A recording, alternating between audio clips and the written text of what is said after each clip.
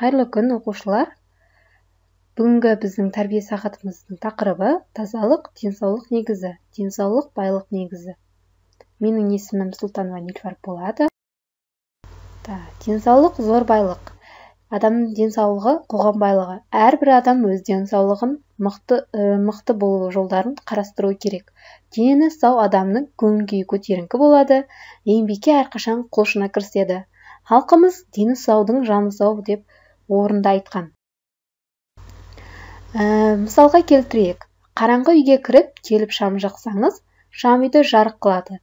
Көп қызыл гүлдің ішінен бір ақ гүлді көрсең, көзің соған түседі. Біздің өмірімізде жарық қылатын, жан-жағымызға тамаша сәулесін шашатын өміріміздегі басты байлық денсаулық.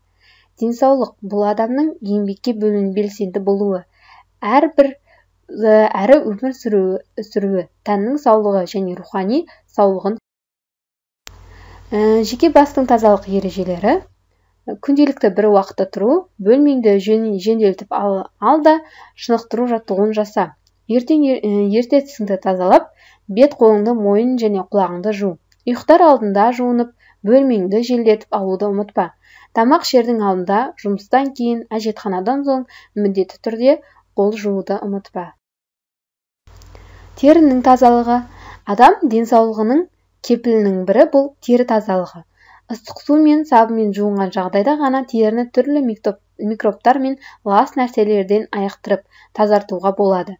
Адам терісінің ең өсімтал бөлігі шаш пен тырнақ. Ол адамның миының күн сәулесі мен суықтан алады. Әрі шаштың өзінің өмір сүру. Енді шаш туралы айта кетейік. Шаш сырт көзге өз қалпында сақтап тұрғанға ұқсағанымен, шын мәнінде күніне бізде 100 тал немесе одан да аз болуы мүмкін. Сол түскен шаштың орнына 100 тал шығып отырады. Шашты аптасына бір рет жуған жөн. Өте суық күндері бас киімсіз шығуға болмайды.